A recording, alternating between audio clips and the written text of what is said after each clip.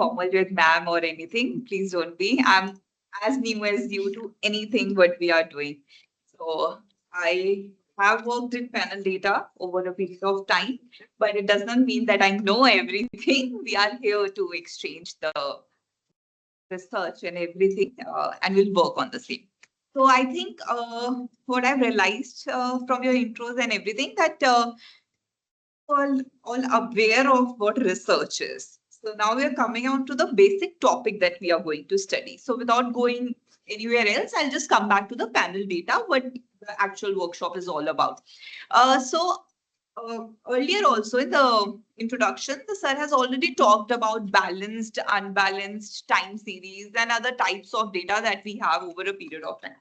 I just want to show you the initial slide so that you can just have a view of it. How does it look like?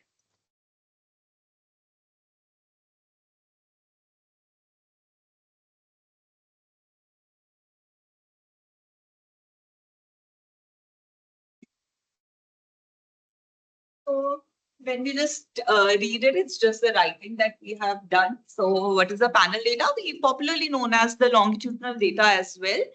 And we have cross-section. It's a mixture of cross-section and a time series data, basically, over a period of time that we have collected. Now, then it is very important to be familiar with the dependent and the independent variable and how you call it. So independent variable, which is also known as your exogenous variable, and just another name for that. And similarly, when you're talking about the dependent variable, it is an endogenous variable. So very simple. Now, this is how the different data look like. So in the morning session, you all have heard that sir was talking about cross-sectional data, time series data, and the panel data. Now, from this, you can just view it how each is different, and when you make a panel of it in Excel, how it will vary. Now, when you look at the cross-sectional data, you can see we have just one for different firms and the same year and the data for the same we have. So this way, similar way, whenever you're collecting your data or you're doing your work, something like this your Excel will look like. Now, when you're talking about the time series data over a period of time, and we have different variables, dependent as well as the independent variable. Now, if you see the panel data, which is also known as the longitudinal data, it is a mixture of time series as well as panel. So you can see we have different firms over a period of time. And then you have dependent and independent variable. Now, further we'll go later, when we come to the analysis part, we will go to it. So you can see that we have different firms. In your data, it can be countries or companies or any other thing that you are dealing with in your data. So if you're having different countries over a period of time, now if you just think about SAARC countries, so we have different countries, and over a period of time, suppose you're talking from 1990 to 2020 about some particular, we can take a variable like GDP. So if you're talking about it over a period of time for some different countries or a panel of countries, you will call it a panel data. And whenever you set a panel data in an Excel, it will look something like this. Okay. Either you can just write 111 here for the one firm, or 33, like this you can give it. And it is better to give it because when we are going to work in Stata, it's little good when you're setting the data in the Stata itself.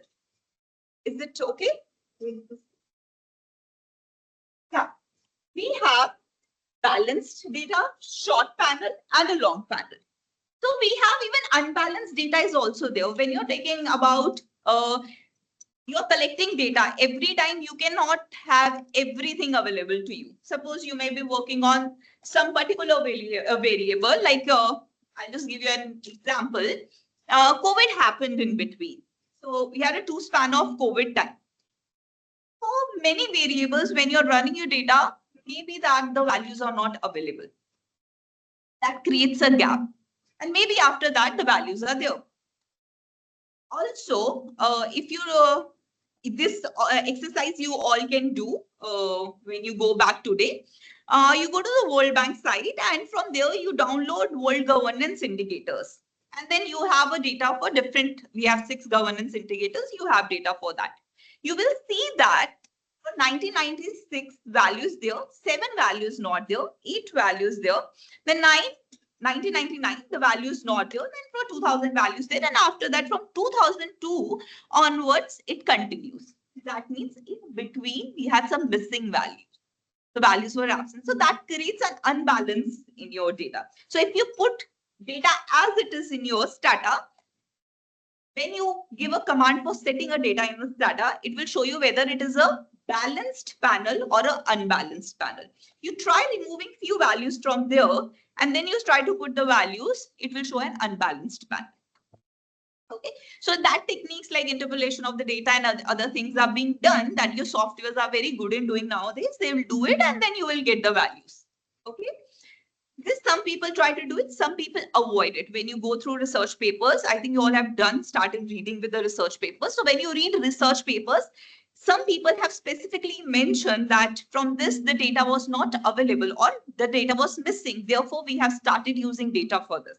Many a times when you write a research paper and the reviewer is giving you a comment, why the time period is very small, or is there any specific reason you have taken a particular time period? So you always have a thing to answer that, yeah, so the data was missing. I never wanted to interpolate the data. I just wanted to do my experiment or my work or analysis on the data. That is just as it is given to me. So I will work on the thing. So there are different ways. You can do it or you don't do it. That's up to your choice because it's your work you have to defend. Okay. So like this, we create. So when you're talking about a balanced, panel, so if you see, there are same number of firms for the same year we have data. It is not that starting from 2020 and then 2018, same for all of it. And the number of firms is also the same. And when you set your data in Excel, it is just the example. Then we have short panel and we have long panel. Now the number of firms is more than, in the short panel, we are saying that the number of the firm is more than the number of periods in this example. Yeah. It is just, yeah. So we have 3 firms, 1, 2, 3 here, and then we have a time period of 2 years only. Further, I'll clarify that after this. Then we have long panel where we have the years also and the number of firms is also for a larger period of time. So when you're talking about panel data, we usually mainly deal with the long panel than in the short panel. So we are usually dealing with the long panel. That is, we are going towards the panel data. Also, we will have short panel, but if you go through research or research papers over a period of time, usually long panel is being used. Then also under panel, whether your time period is more or the number of countries that you have taken into cross sections that you have taken into consideration is more. So based on that analysis, based on that information also, you try to use your model. We have, like many of you may be thinking that we'll use GMM to, publish a paper faster or anything. Because when you see a research paper or GMM is being used, or it look good, it look fancy, so we'll use it. But it is not always like that. You have to see how your data is there. So now suppose if your T is larger than your countries, then using a GMM is difficult. For that, we go for ARDL, which is again a dynamic one, and the other one is also dynamic. Then we go for ARDL model or any other model. So even when you write a research paper or anything, you have to describe why you're using that model or this model or that model. So just don't go with that, like it is this, so I will use it. So there's a lot behind it that works. But usually in macroeconomics, we deal with this data. So now the question comes, why we have to study this panel data and why we have to run this analysis.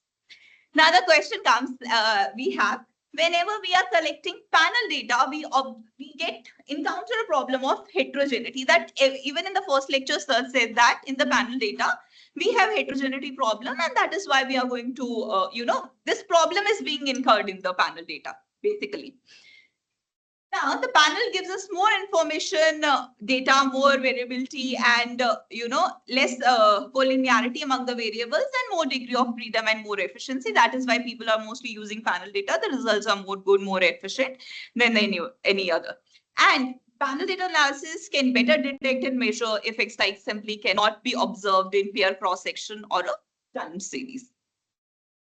Now we have behavior models that are purely cross-sectional or time series. So panel data even allows us to do that. And further, when we're talking about panel data provides an opportunity to use a larger data set and provides a large degree of freedom for that. This, I think you will better understand once we do it practically, like why it is good and why we have to use it. Now, the most important thing about panel data when we are talking about is that it is more efficient than pooling cross-section. The observation of one individual for several periods reduces the variance compared or repeated random selection of the. Further, this is what the equation looks like. We have our dependent variables and the independent variables, the intercept and the error term along with that. Now,